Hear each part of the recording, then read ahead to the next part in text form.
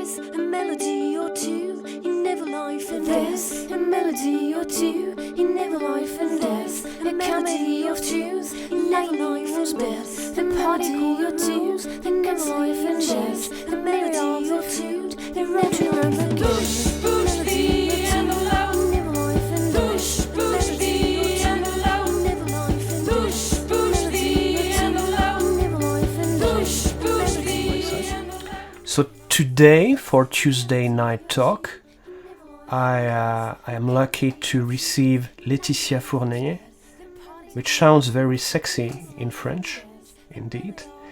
Best known as Raymonde Award. Hi, Laetitia. Hello, nice to see you again. So there are a lot of stuff coming from you in the musical field for 1 year and a half now, what we are going to talk about. So for the people who don't know you, how would you define the style? This is one of the most difficult questions that an artist can be asked, in my opinion. How would you define the style of music you are playing? In indie rock, but more precisely. Well, it's indeed a difficult question to answer. I would say it's a mixture between lo-fi music, because I'm not a technical person. Also, of course, indie pop, indie rock music, and probably a bit of electro too, because I use patterns and a beatbox, which are very simple. So I would say it's a mixture of those three things. And maybe to enable people to have a clue, what are the artists that influenced your music more, maybe explicitly, or something that could have be likely, or some influences on your music? Well, when I was a teenager, of course, I was into Nirvana and those stuffs. And very quickly, I went to a female vocalist or female bands such as Hole or Babes in Toyland and the Riot Girl movement. But as I grew older, I think I was able to have a look at, blues, at pop, punk, of course. And yeah, it's a mixture of all these things, I think. Yeah, I remember an interview where you said that, in fact, most of Raymonde Award music is based on some small blues gimmick that you use inside loops. Would you agree with that? And yeah, sure. Yeah, and where there is also a combination with some punk rock or influence? Yeah. I think when I'm composing musical things, I'm not thinking about the style of music I'm going to play. It just comes like this. But yeah, I would say a mixture between blues and punk is a good definition then. What I try to do in this channel is to make a relationship between the music artists are playing and the technique that is involved in the process of creation. So in your case, there is something that is a key factor, which is the loop station. You even made a song about it. And can you explain to us how you came to use this specific kind of gear? Yes, sure. I was at the time, probably 15 years ago, I was involved in many bands. I mean, punk bands. I was, playing the guitar and singing at the same time. And I felt like some riffs, some melody that I had on the guitar could not fit in those bands. So I decided to keep the melodies for myself. And at some point I had enough material to compose a real album. So that's how I decided to use the loop pedal in order to be able to do my stuffs on my own and not, depending on other members. And yeah, that was my solo project, a kind of, personal space. And the loop pedal is like a partner, a musician, I would say. Yeah, so that's interesting. But why the loop station specifically instead of I don't know, Head Rush or some Line 6, or was it were you advised or did you test at the time, if you remember? Because if I remember well, you have a big model where you have some also pre-recorded materials. Yeah, well, at the time, a friend of mine advised me to use the loop pedal, the smaller one, in order to try. And I thought it was a good idea because it's quite simple to use. You just have to record a pattern, and then on the first layer you add another layer, and it's quite easy to use. So it fitted to my simple way of seeing the music world. I mean, as I've said before, I'm not a technical person, so I think it was the best for me.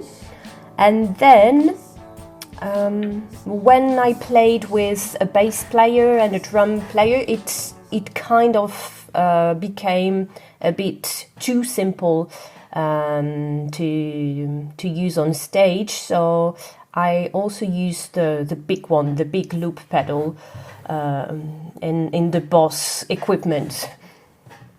And on this particular model, can you switch off some of the layers, or do you stack?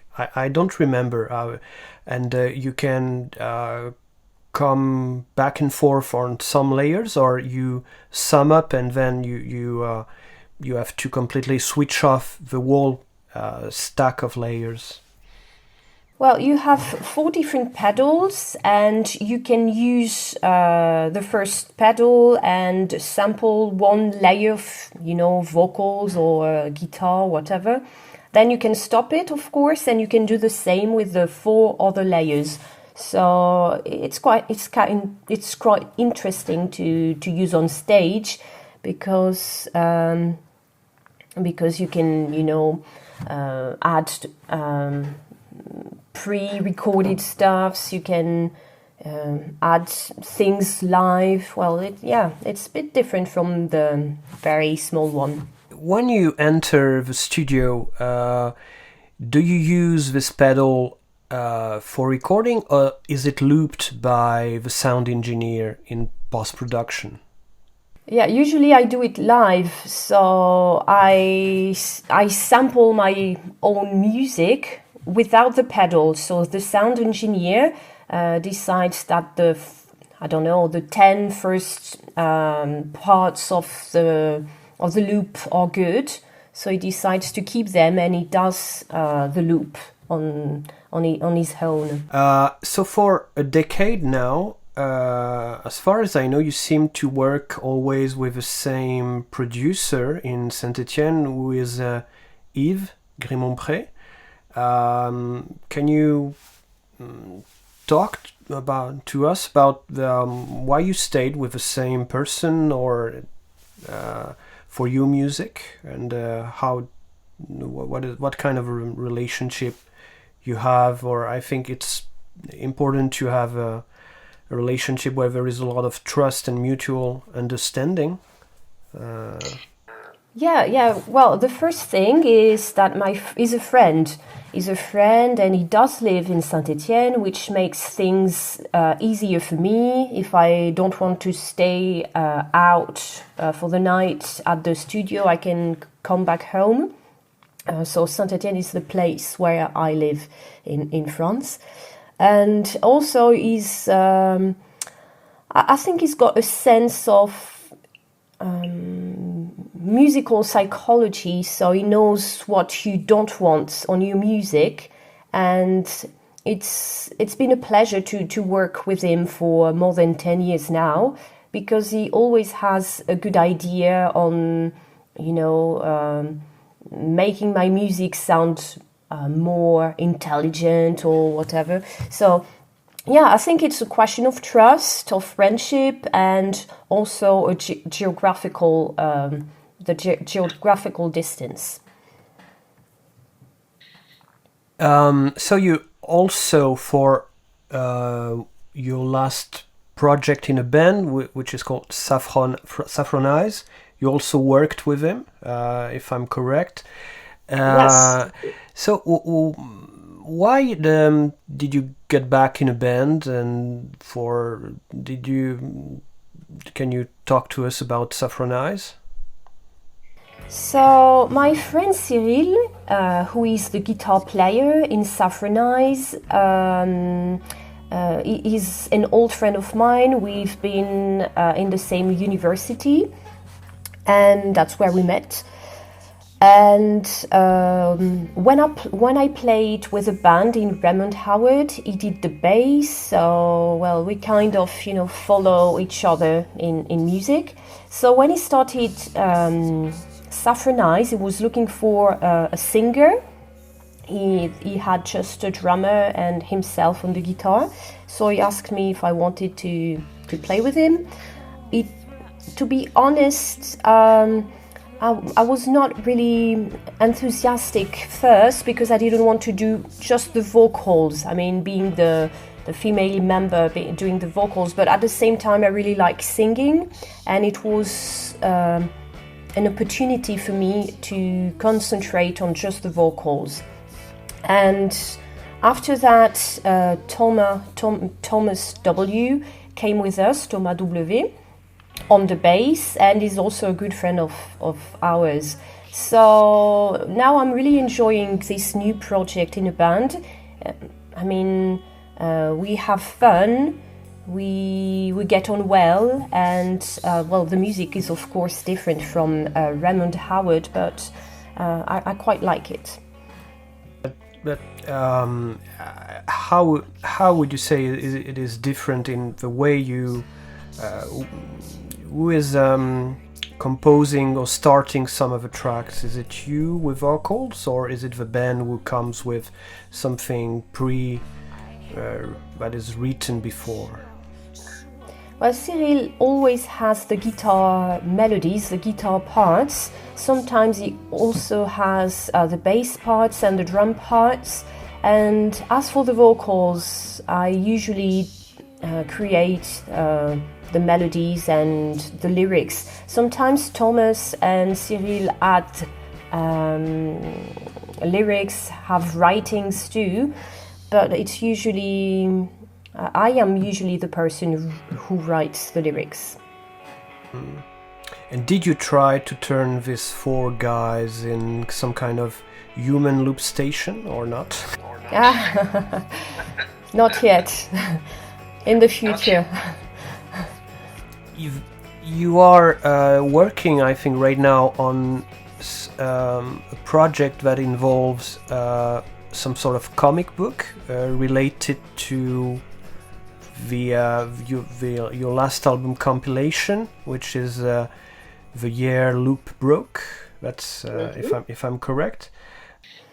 Yeah. So in 2015, I went on tour in the UK with my friend Thomas W and his partner Anto. So the three of us had 3 gigs scheduled in Northampton, Lincoln and Oxford. And at the very beginning of the tour, I didn't feel well. I was, I had stomach aches, cramps in the back, and until the point I couldn't walk anymore. So we decided to call the emergencies. Then I went to see a doctor, and then I ended up at the Bournemouth hospital. And there I was diagnosed with a lifelong problem because I have a pathology on the kidney inherited from my father, but at the time I didn't know it. So it came as a shock. And after that, I wanted to write about this traumatic event.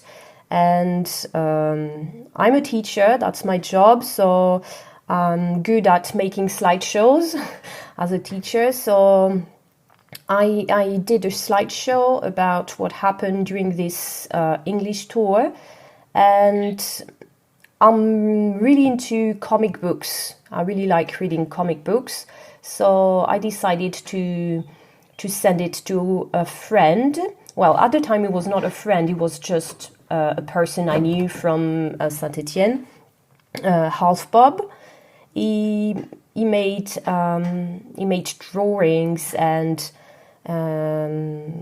comic books about music, the indie world. So I got in touch with him. I sent him the slideshow about the tour, and he was interested in making something about it. So that's how we decided to work on it. So after that, we worked on the project for 4 years, and The Year Loop Broke was born, the comic book. So we have 2 different versions of the comic book. One is just the comic book out on Jargille, the publisher, and the second one is also on We Are Unique Records, the record label, because they decided to join the project and to have a compilation of my hits of my tracks, as we could say. And that's it, the 2 different versions. So the comic is about you would say your life, the artistic process, without making a spoiler, but more or less it's about this story that happened in the UK. Can you? Yeah, I can be more specific about the topic of The Year Loop Broke. We could say there are 2 different parts in the comic book. The first part is about how to organize a tour, what's happening during a tour, when you meet people, where you sleep, what you do during the day. I mean, a specific tour. And then the second part is more about the public hospital in the UK, and how the second part influenced my life, had an impact on my life. Okay. So it's autobiographic, we could say. Sure. So it's sometimes Half Bob changes the autobiography and making it an autofiction, as we could say, because his drawings do not really correspond to the autobiography. But it's a mixture between the 2. My next question will have this biographic meaning. Could you tell us, in your recollection and memories, as far as you can tell, what is your first memory linked to music?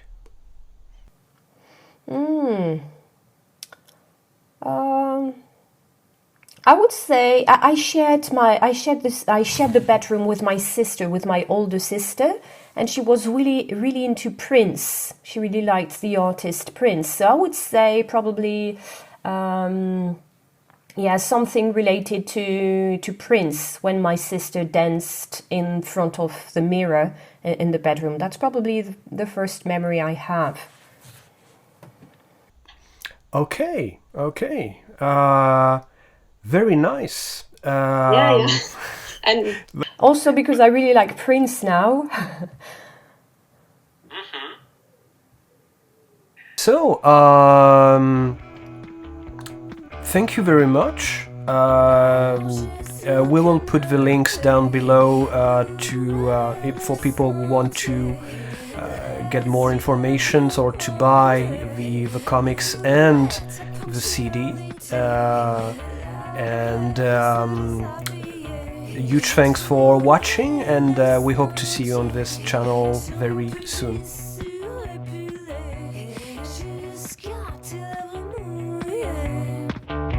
En fait, on va s'arrêter.